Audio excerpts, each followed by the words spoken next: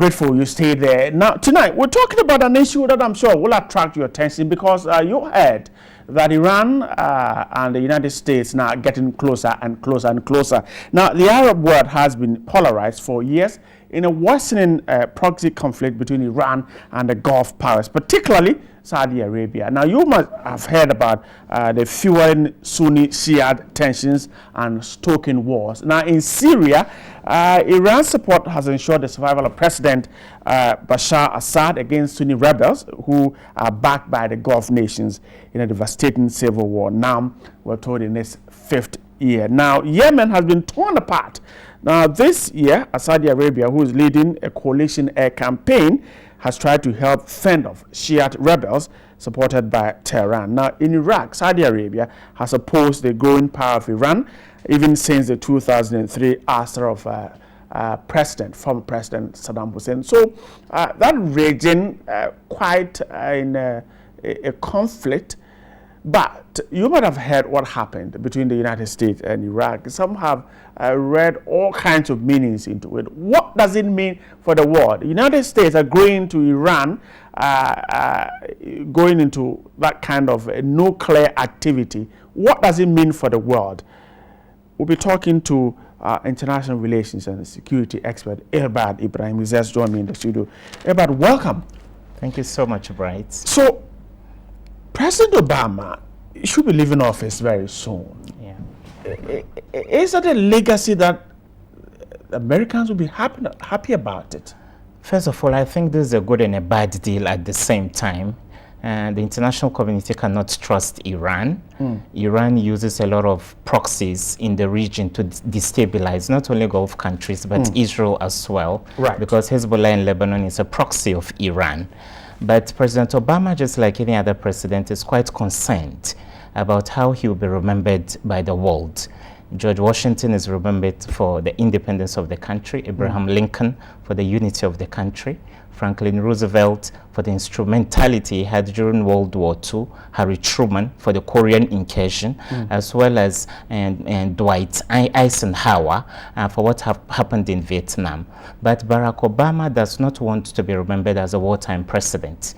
So therefore, out of the 44 U.S. presidents we've had, only 3 have won the Nobel Peace Prize, and President Obama is one of them. So, Bright, he wants to build on that so that we won't remember him as only the first black president of the United States, but someone who has really been able to break the ice and establish a thaw in relations with countries that have been considered pariah states and enemies of the United States for so long.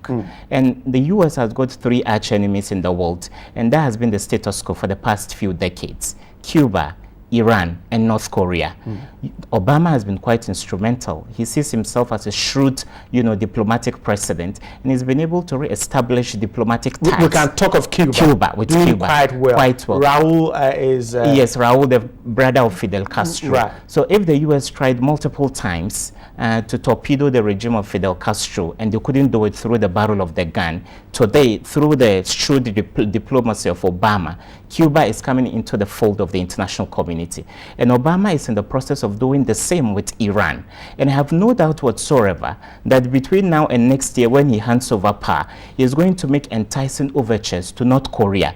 So that at the end of the day, we don't remember Obama as only the first black president of the United States, but someone who unilaterally, regardless of the pressure he had from the American Congress and also the opposing Republican Party, he's been able to cozy up to certain countries that have been considered arch enemies of the United States for so long. But is this popular with the public? It's not popular with the Republicans and Benjamin Netanyahu, who is the Prime Minister of Israel. And Israel is the main reason the United States is engaged in the Middle East. The security of Israel is high on the priority list of the United States. But Netanyahu has described the current deal as a mistake of historic proportion.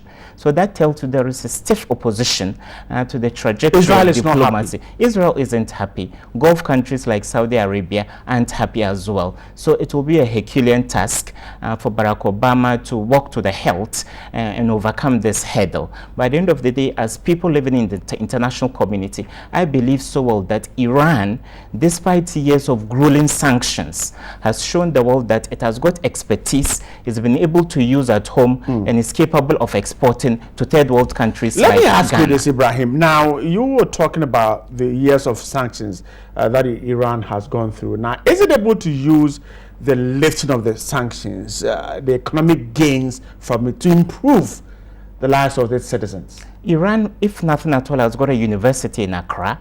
There is an Iran clinic here, and therefore if billions of assets that have been frozen as a result of the 1979 revolution in Iran are set loose so that they can access those funds, I believe so well that Iran can do a lot to help the third world. With the lesson of the sanctions. Exactly. So my feelings about the deal are quite ambivalent. In one breath, you can't trust Iran.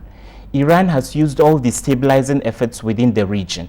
Iran is in Yemen, Iran is in Iraq, Iran is in Lebanon, Iran shoots rockets towards Israel. You're suggesting that it could as well use the gains from the lifting of the sanctions to cause more confusion in that region. And that is the key concern of Benjamin Netanyahu. If you are cash trapped and you could cause such magnitude of destabilization within the region, now, when you what have happens money, when you are flush with cash? So that is the reticence or reservation that has been expressed by most countries in the world, because Iran has got a certain philosophy that is imperialist in its outlook. It wants to capture the whole of the Middle East. And time and again, Iran has refused to understand that Israel cannot go away. Israel is an integral part of the geography of the Middle East, and it has come to stay. So if you hear Iranian ayatollahs calling for the destruction of Israel and all that, all of these things pan into the hands of people who think such a deal is a bad deal, and then ratifying such a treaty with Iran to put on hold its nuclear proliferation for the next decade is just giving us the pause to be able to accumulate the needed uranium to produce atomic bombs in the next 10 years. That's talking about how dangerous the whole treaty is. But where you have, for instance, the Egyptian Foreign Ministry spokesman saying that now the deal will be a step forward to a region free of nuclear weapons. How do you reconcile that? There's what we call nuclear arms race. Ghana is not an atomic or nuclear country, so Togo doesn't bother. If there is bad blood between Ghana and Nigeria, and Ghana produces nuclear weapons, Nigeria, as a much bigger economy, would want to toe that line. So therefore, in one breath, we've been able to cut the short path to the proliferation of nuclear armaments in the region. Because mind you, the day Iran gets atomic weapons, Saudi Arabia will go to Pakistan and seek atomic weapons, because Pakistan has got the technology and they cannot be got stopped. The expertise, and they can't be stopped. So Obama, I don't know the straw Obama is clinging to that makes him this optimistic that he can trust Iran on this, because when I look at the provisions of the treaty, the viability of compliance, and the fact that there isn't any robust repercussion for any violation on the side of Iran, means that Iran can surreptitiously continue its nuclear program. And the issue of Iran laying hands on atomic weapons will not be a matter of if, but rather a matter of when. So these are the provisions, Bright. First of all, there are, stringent measures that have been put in place. Number one, Iran can no longer continue producing plutonium, which is the highest enriched, uranium material used in the making of atomic warheads. It's a condition. And it has said it's going to ship 98% of such enriched, uranium out of Iran. So this is an assurance to the international community that it is coming to the negotiating table with a clean heart, to make sure the nuclear technology it has will be used in scientific, experiment, as well as the production of electricity and all that. And in return, they are going to set to lose billions of dollars that have been taken from Iran in the past 3 decades or so. So the feelings are quite ambivalent. If this deal does not fizzle out, I believe so well that the U.S. and other international powers will find in Iran a true partner that will change the permutations of the region, the Middle East, ISIS will be beaten, Al-Qaeda will be beaten, because Iran doesn't belong and is to... Iran ready to support that? I don't think so. Iran is anti-ISIS because ISIS belongs to Sunni Islam. And it's ready to support it? In fact, Iran... support the U.S. to get rid of ISIS? Yeah, Iran is ready to collaborate with the United that is States. why Obama is excited about this deal. Yeah, it could be one of the reasons. Obama is content because, number one, he wants to preserve a good legacy for himself. Number two, he doesn't want what happened in Iraq in 2003 to happen to the U.S. military. The U.S. does not want to militarily engage. That is why they've said there will not be boots on the ground any longer. They can't sacrifice American blood for the stability of the Middle East. So if Saudi Arabia alone is not doing enough to roll back the momentum of ISIS, Nusra Front, and Al-Qaeda, getting a contending power within the region like Shiite Iran is going to create that balance within the region. But Israel is the main, conundrum. So in the if President Obama equation. says that the deal is a move in a new direction, what is he saying? It means that Iran, that has been considered a pariah for quite some time, can be cozied up to so that there will be a thaw in relations. Okay. And Iran has shown that it is against transnational terrorism. We know where ISIS and Al-Qaeda get their funding from. Right. They get petrodollars from Gulf countries. So Iran is not ready to support such a campaign. So therefore, Obama sees this on one hand as a victory in the fight against such transnational militant groups. But Iran will never turn its back against Hezbollah.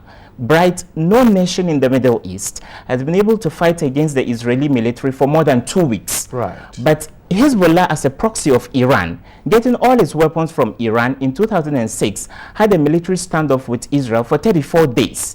So if the kid brother can fight against Israel for that long, it means that Benjamin Netanyahu cannot take the risk of going behind the Obama administration to take any silly step, as in trying to, fly Israeli, warplanes from Israel to go and bomb, nuclear facilities in Iran. Iran is a very big and strong military, and Israel alone cannot go the long haul. And therefore, for Israel to fight against Iran, they need the support of the Americans. Right. So therefore, Obama, as a Democrat, says he's not going to contribute militarily to any such Israeli campaign. So what Netanyahu is waiting for is biding his time so that in 2016, if a Republican becomes president, then they are going to whatever treaty or agreement that has been ratified with Iran. So I believe in future there will be a showdown between Israel, perhaps with the support of the United States, with Iran, but Iran will also play its cards well and make sure it effectively uses,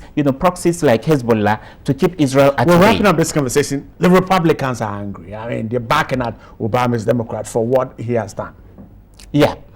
The deal is tentative in the sense that it is subject to the scrutiny of Congress. And Congress would have had up to 30 days to scrutinize it and ratify it. But the deadline of Tuesday was not met. So now they have up to two months, 60 days. And John Boehner, who is the Speaker of Congress, has indicated this is a bad deal. It stinks. The U.S. cannot pursue such a foreign policy, direction. And therefore, at that level, Congress may use its veto to nullify whatever agreement Obama has entered with Iran. So we are clinging to a straw.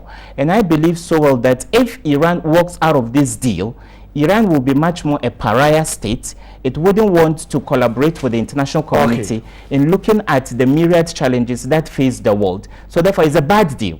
Good or bad, at the end of the day, cozying up to Iran will do much better for the stability of the Middle East and the larger world. 30 seconds brief. Africa losing or gaining from this? Africa may lose and gain 30 seconds at the same time, because Iran is using an African country, Sudan. Khartoum is a base for the production of Iranian weapons. But we are lucky Iran is not yet interested in the instability of the sub-Saharan Africa. Iran is not in Uganda. Iran has no hand in Nigeria. It is not interested. Iran's arch enemy is Israel.